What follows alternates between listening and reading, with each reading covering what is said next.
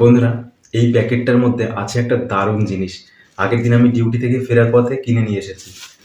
এটা কিন্তু আমার ছাদ বাগানের একটা জিনিস, এটা বলে রাখি। আর এটা কিন্তু লোকে ইউজ করে একটা, মানে গাছশিতে ব্যবহার করে এটা। তো আমি এটা অন্য কাজে ব্যবহার করব। চলো তোমাদেরকে এটা ওপেন করে দেখাই এখন।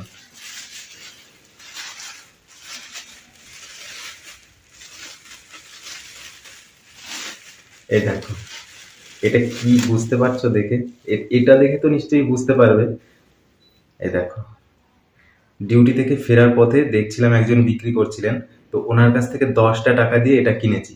এটা হচ্ছে শাপলার গোড়া। আমার ছাদ বাগানে বসাবো বলেই আমি কিনে নিয়ে এসেছি।